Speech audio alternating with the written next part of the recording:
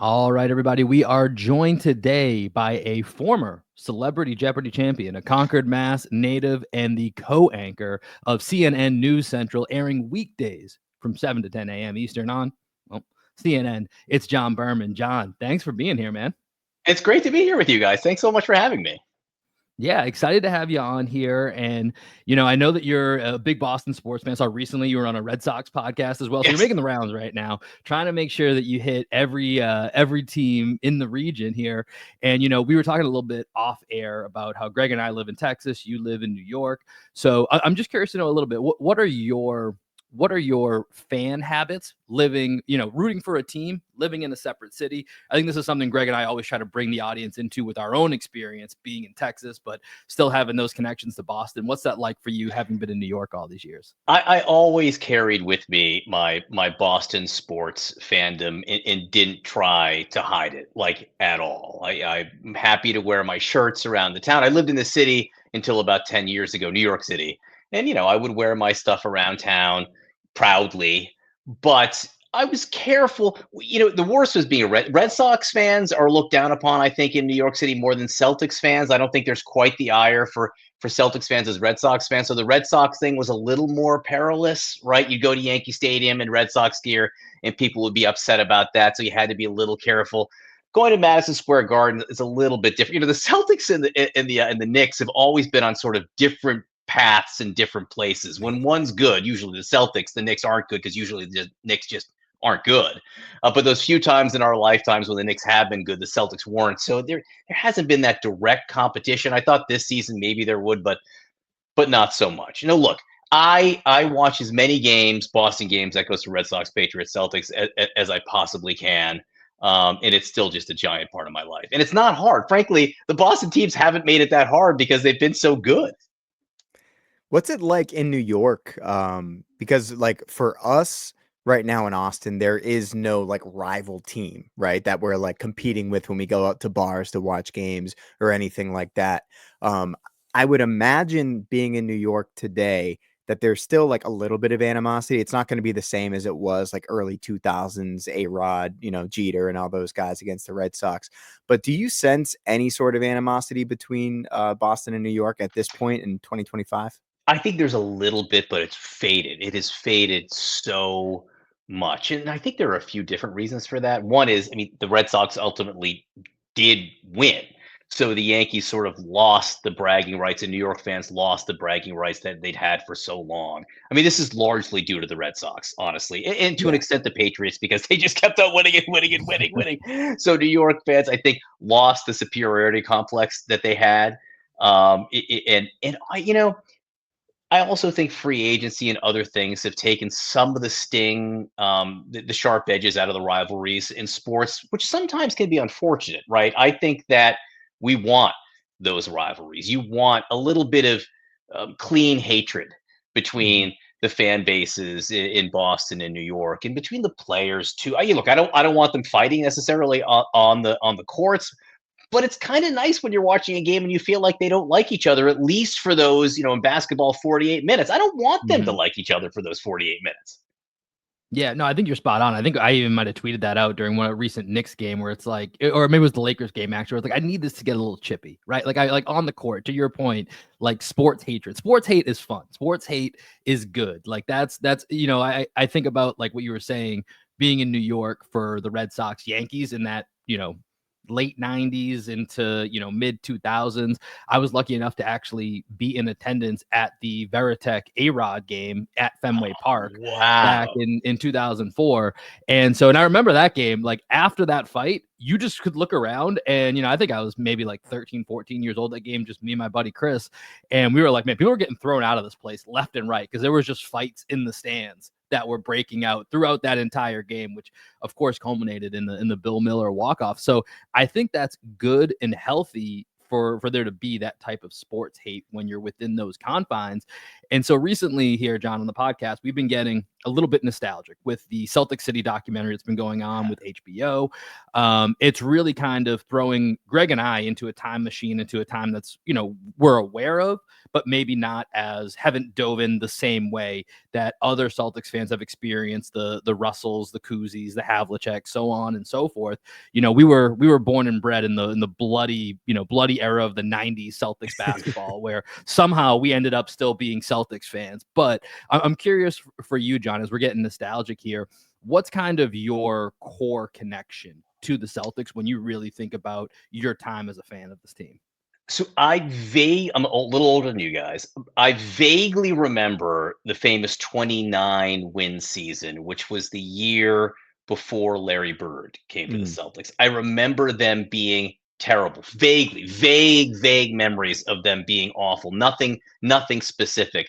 I vividly remember Larry Bird's arrival. I was at that point like 8 or 9 years old, so old enough to know what was going on. Plus, there was the whole run up because of the Magic Larry thing in college with Indiana State and Michigan State. It was just so prominent everywhere, you couldn't miss it.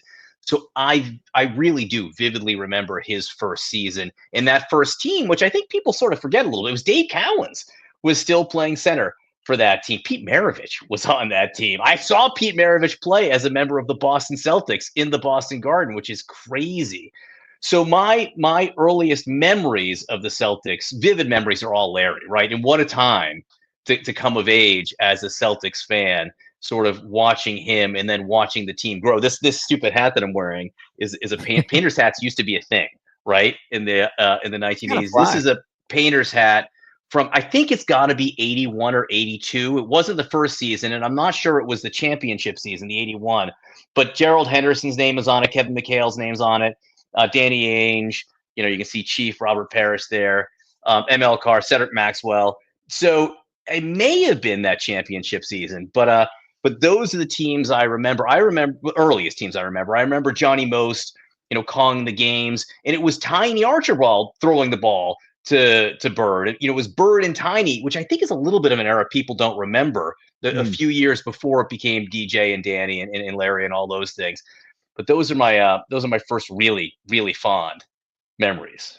Love a good vintage hat. I'm actually wearing a Coca-Cola hat that I got at a vintage market from the 96 Olympic Games in Atlanta. Nice. My fiance just found that for me last week. I want to read for you the 79-80 Boston Celtics roster here, just to take you back through memory. Can I guess some names? Yeah, of course. Go for it. Rick Roby.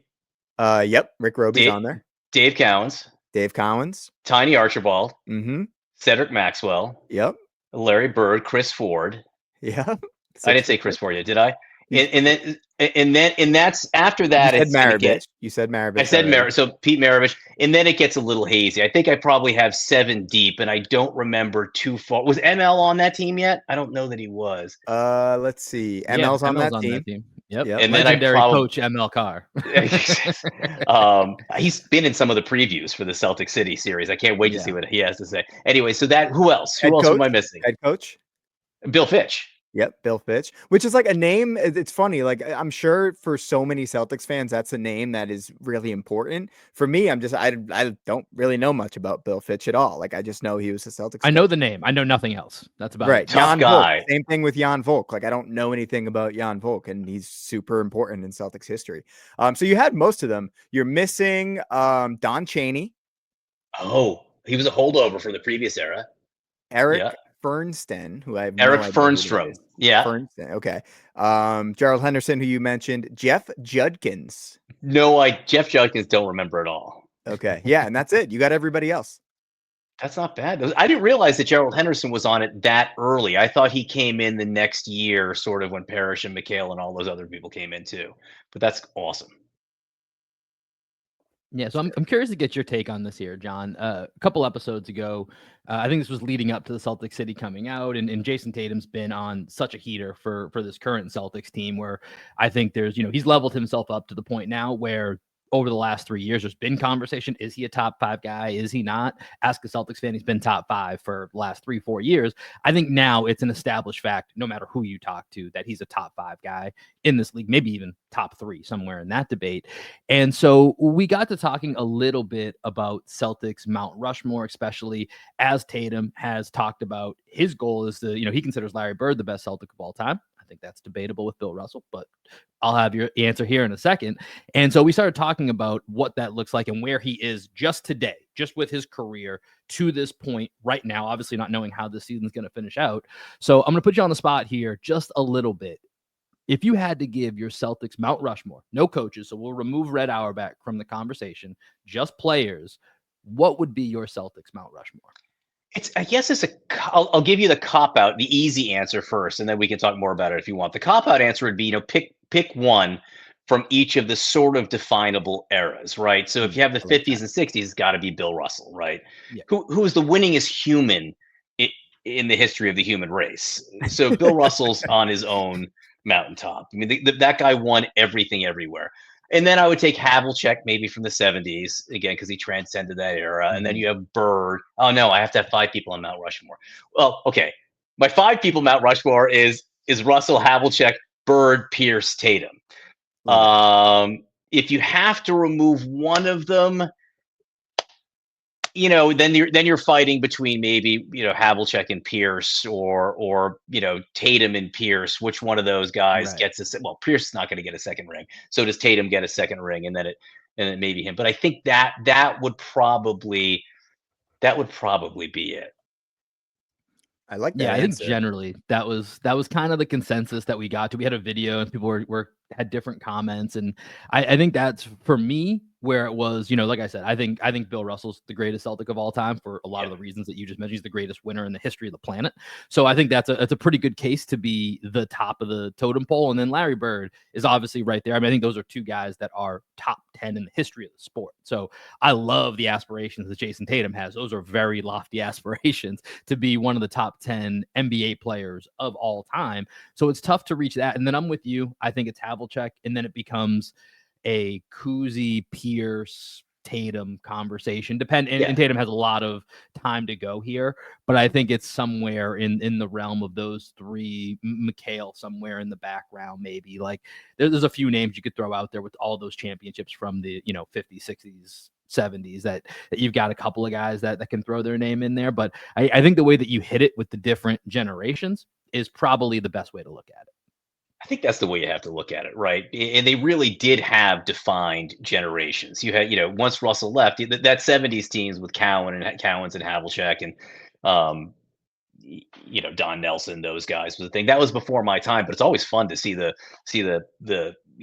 tape of those games, the hazy color footage of the triple overtime game against Phoenix, that kind of thing. That era was cool. Then, I could, because I grew up in the Larry Bird, Kevin McHale era, I would love to say Kevin McHale. I also think Kevin McHale's a basketball unicorn. There was never anyone who played like him before, and certainly not after. No one even tries to play the game he did. He was sort of my closet favorite player growing up. I like, everyone liked Larry Bird, so I decided I was going to like Kevin McHale.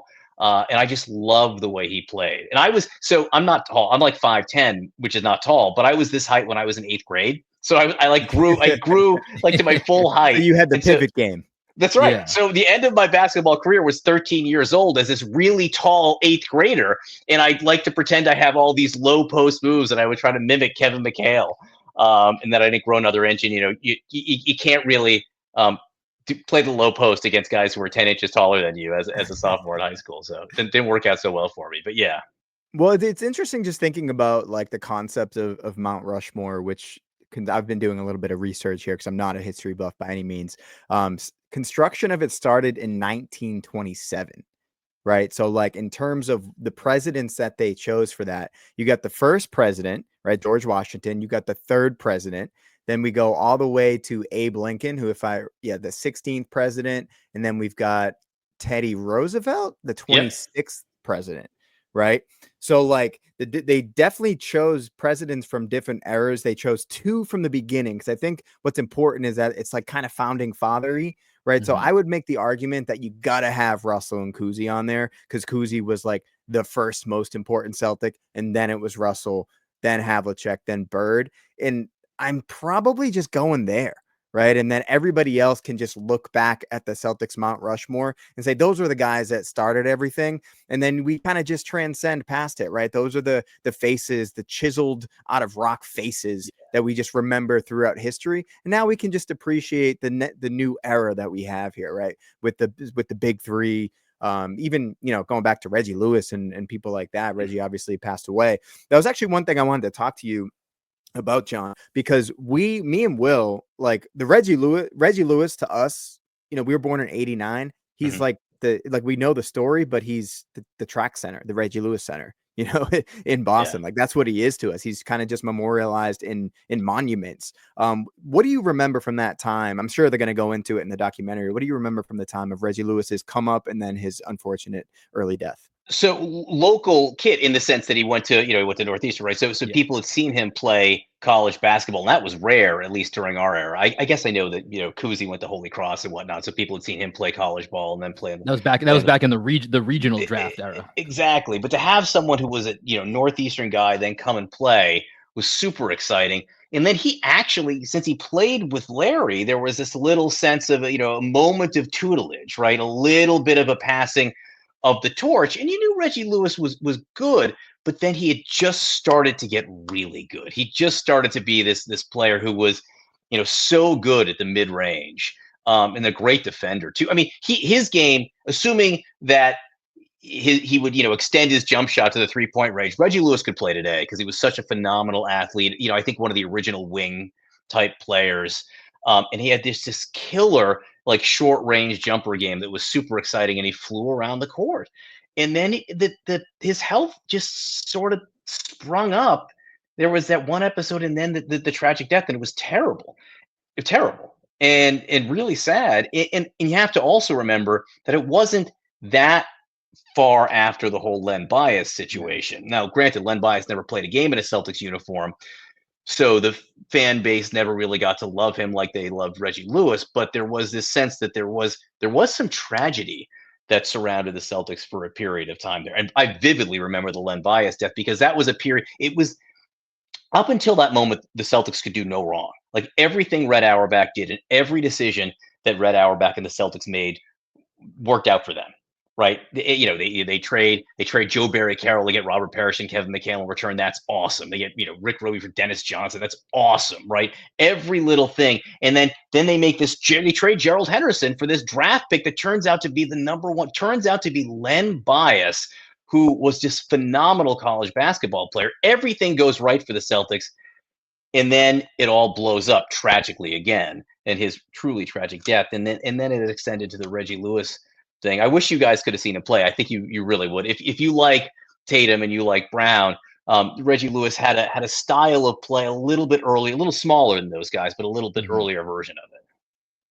So that was actually where my mind kind of went to before you even brought up Len Bias, is that kind of karmically where we are today with the Jays is almost, after all of that tragedy from Len Bias to Reggie Lewis, and never obviously seeing them together. Like you said, Len Bias never even played for the Celtics because he died soon after the draft. But you think about what those two dynamic wings together, which should have been the post Larry Bird era, which would have led right into Greg and I's own fandom when we were younger, and never got to see that, right? And so now you have today's version of the Celtics, which features two dynamic two-way wings in Jaylen Brown and Jason Tatum.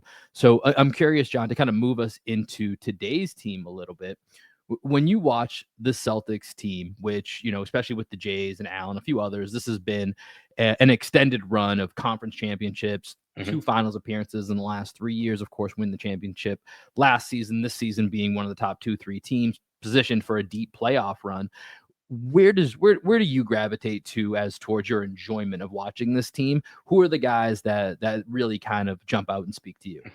Well, let me tell you, last season was pure joy. Last season, if you can't enjoy watching a season like last season, then you don't like winning and you don't like basketball. I mean, from the beginning to end, they were just a joy to watch, and they were just so good. They just steamrolled, right? There really Mhm. wasn't much of a moment of doubt from beginning to end. It was easy to be a Celtics fan last year. Just sticking with last year, what I think makes this team so special is that the depth, and not depth 1 through 13 or 1 through 12, but depth, 1 through 6, 1 through 7, where you have just these guys who any one of them can put up, now we know, 40 points uh, in a game if you give them the ball. And that's and they share it, and they're willing to pass, and that's what was delightful last year in this year too. Is this is a team that is willing to share. They're at their best when the ball's getting passed around the 3-point line until someone gets the open shot there. And it's really fun. I will say, and this makes me sound like a grumpy old man, but where we are in basketball right now, it's an adjustment. It's is it as fun to watch them take? God, I mean, how many threes are they taking a game now? More threes than twos. Right. I mean, Yeah. is it as fun to watch that as fast break basketball than than Showtime? Like the Lakers. I think it's more fun than watching the isolation game that was the NBA for 20 years. Yeah. And people can fight me on that, but the Jordans and whatever's that game, they were amazing. But this game, at least, the ball is moving and there are other people getting involved, and it's fast. I like it. Okay, but it's a little bit to get used to for me, and I'm not struggling with it, but I'm not 100% convinced I like it more than other styles of play I've seen over the years. But that said, to watch, Porzingis, this guy who's 7'2", 7'3", with a beautiful 3-point shot is wonderful. It's really fun. This year's different than last. I mean, I don't know what you guys feel about how you guys feel about this year. This year's just been a struggle because of the injuries and because things haven't gone terribly easy. That may be okay, but it's Mhm. been a little bit more of a struggle than last season. Yeah, this year's team, they're a little bit more frustrating to watch. They're continuing to blow the 20-point lead, which is something that last year's team also did a few times. And just like crunch time can get a little icky. But I'm enjoying the Drew Holiday renaissance that we've seen over the last couple of weeks. Tatum, this is the best that I've ever seen Jason Tatum play. And talking with fans Mhm. from other from other teams, they also agree that when they see Tatum, they're just like, man, like this guy's a real problem. And to Will's point earlier in the pod, he's just clearly a top 5 guy. If there's any argument coming into this year, Yeah. there's no more argument anymore. Tatum is unbelievable. But one guy I wanted to kind of get your opinion on is Peyton Pritchard. He's really stepped up into his role as a 6th man of the year. Obviously, a huge part of his game is shooting the 3. He has the most threes ever off the bench, that he set that record last game. Where do you see Peyton Pritchard kind of along the lineage of great Celtics role players? The very, very high end of that bench role. And in my lifetime, Kevin McHale was a 6 man, but he really wasn't. But you had guys like Scott Wedman and Jerry Seasting who could come in and score points for you in a hurry. You had Eddie House, right, with the Paul Yeah. Pierce team who could light it up. Pritchard, I think, is a little bit of a level above that, just because of where the game is and where the threes are and how if he gets hot, I mean, he will just put them in forever, and he won't pass up a shot, which I think is he shouldn't. But on a team like this, that's amazing, right? If you have all these guys on the court, yet Peyton Pritchard, he doesn't feel like he has to pass if he has an open look. It's important for him, I think, to feel that way, and I'm sure Joe Mazzulla coaches him for that. But so I think in terms of scoring, he's the high end of all those 6th men, 7th men, depending on how you look at it with Horford, that have been Celtics in my lifetime. Defensively, he's a liability, not the liability he was. I think he works really hard on defense, and I think he's a lot better on defense. But he's not like some of these other 6 men that we've had in the past too, who gets put in for defense, right? He's in for instant scoring and prolific scoring. And it's really fun to watch. And I got to go to one game at the Garden this year, Boston Garden, where I saw the Celtics. Unfortunately, it was that terrible Chicago Bulls game where the Bulls beat the Celtics. It was terrible. But Pritchard walks on the floor and just starts draining, and the place goes nuts. They went nuts for him more than any other player on the team. He's an energy boost. I've been saying that to other guests that we've had on is Peyton Pritchard, when he gets up to sub in for the first time with 3-4 minutes left in the first quarter, usually the Garden starts to get a little buzz going because they know, like, hey, this might be Pritchard time right here. And especially when that clock's winding down the last couple seconds, we know where the ball's going, which is funny enough, as to your point, on a team with Jason Tatum, Jaylen Brown, Derek White, Kristaps. We're trying to find Peyton Pritchard in the last 5 seconds, and the crowd knows it, and they do really kind of feed off that.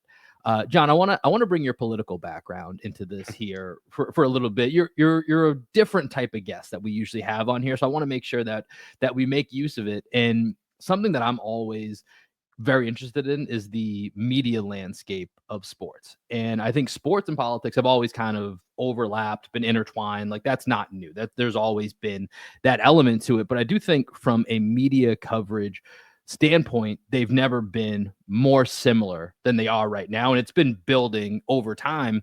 And one of the staple shows of for me growing up as a kid was Pardon the Interruption. Right. Mm-hmm. And so I look at the way Pardon the Interruption is set up, and this isn't something I discovered. This has been talked about many times, but the way that you look at that show and you look at a show on your network or on any other news network, they're set up very similarly with that rundown, that debate style that goes back and forth.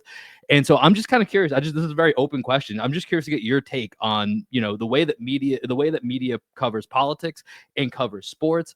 Has it ever been more similar? When did this happen? I just want to get your take on this because it's rare that we have someone like you at our disposal on the show. It's a great question. It's a great question. It's a fair question. I totally acknowledge and agree with you that at times there's a similarity. And I would be lying if I didn't tell you that I think how I got into covering politics has a lot to do with the fact that I love sports. I love the game of it.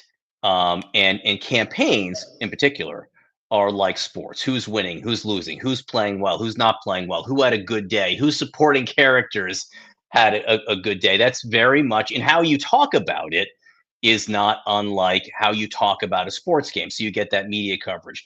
And so I'm agreeing with you 100%. Aspirationally, I do think that when you cover not politics, but public issues, right? Important issues, that we need to strive to take it out of the realm of a game. Because it's not a game, right? It's real life, and it has real life consequences, and it's super important. So that's it's a personal challenge for me, again, because I like sports so much, and I do like the sporting aspect of campaigns in particular. Campaigns and governance are two separate things. Once the campaign's over and you're talking about the day-to-day issues of running a country, governance is a little bit different than a campaign, but there are game aspects to it as well. Who's doing well, who's not doing well, who had a good day, who had a bad day. But we should challenge ourselves, and I'm saying about the media in general, we should challenge ourselves when we can to separate the game aspect of it from the real life issues that matter.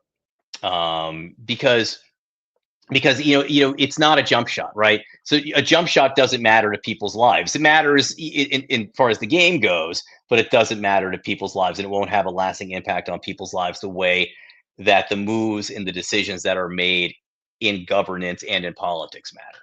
But great question. That's a great answer.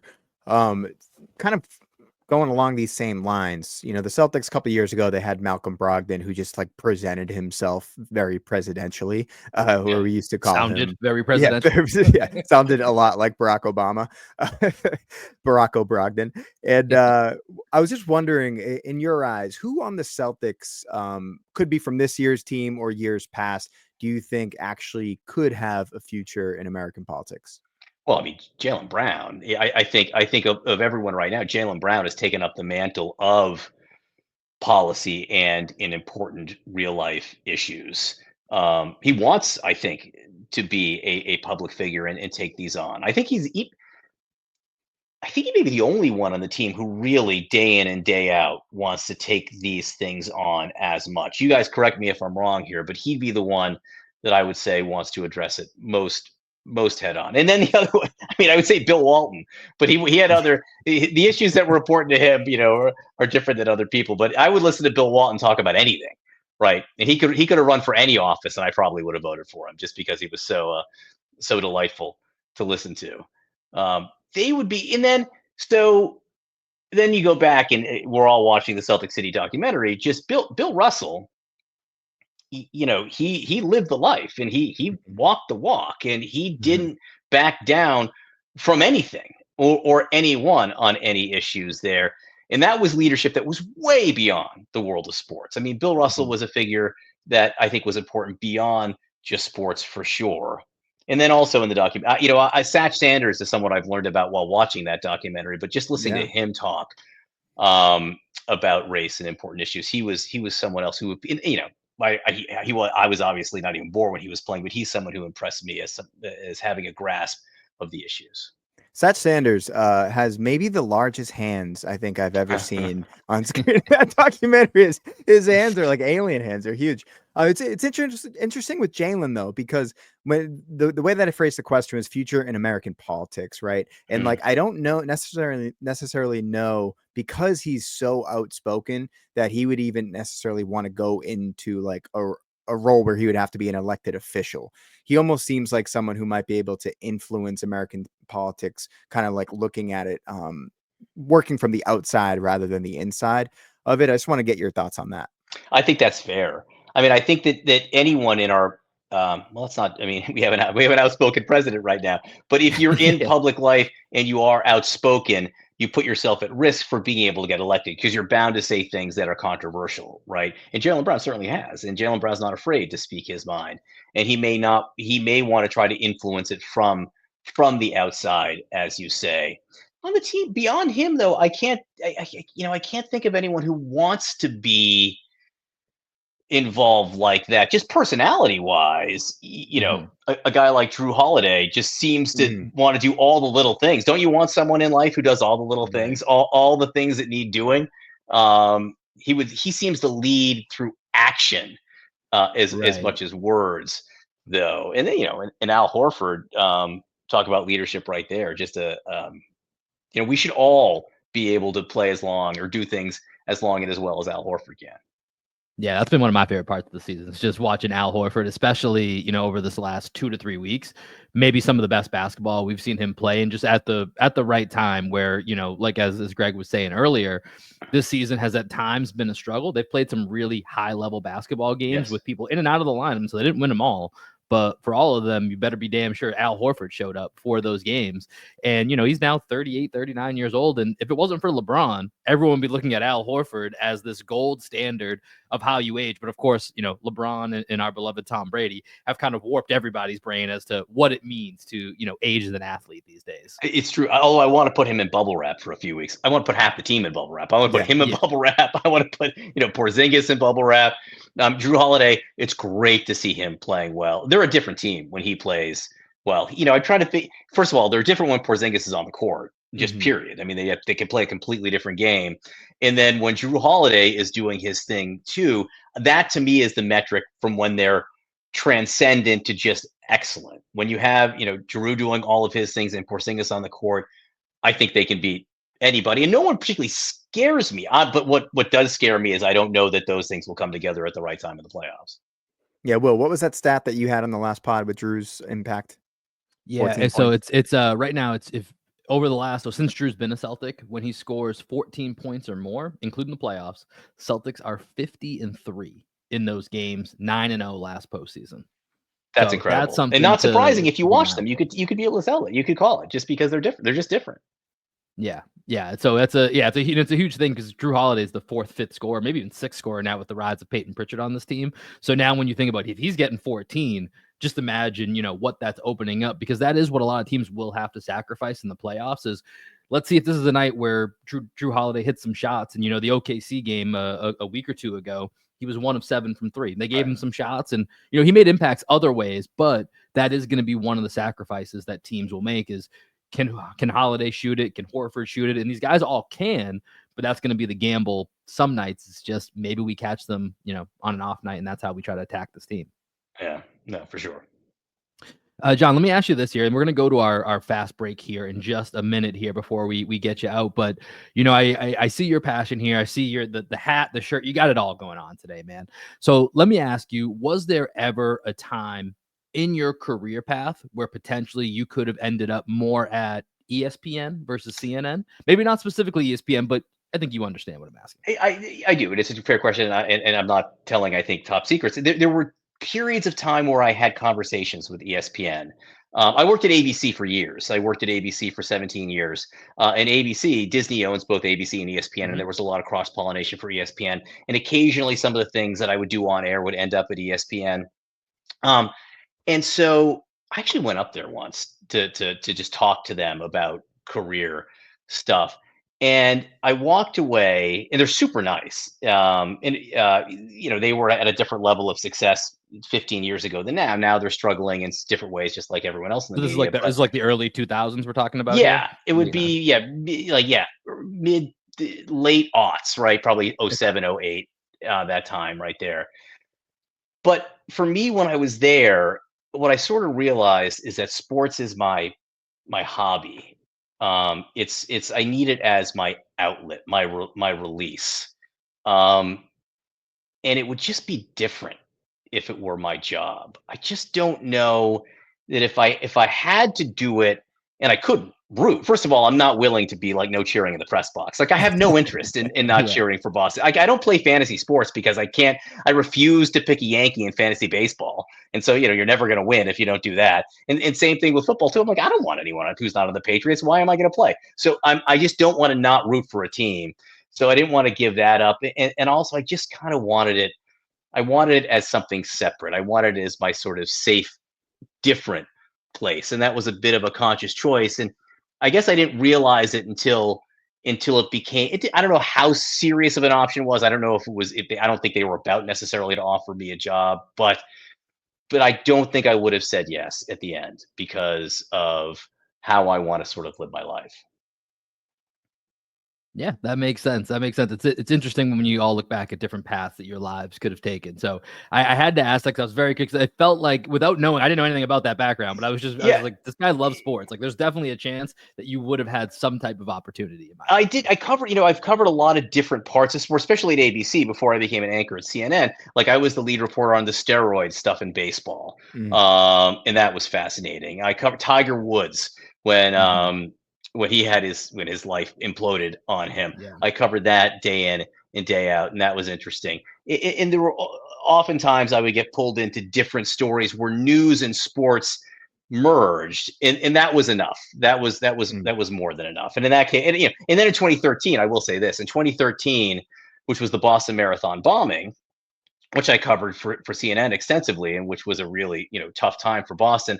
I also got to cover the Red Sox team a little bit that year, and CNN actually sent me to the World Series to cover Game 6 at home, which is the game they won. And so I was there working when the Red Sox won the series in 2013, and that was great too. So I've had the chance to do it every bit as much as I like, and still get to be a fan, which is the most important thing to me. Well, you're welcome on this pod anytime, man.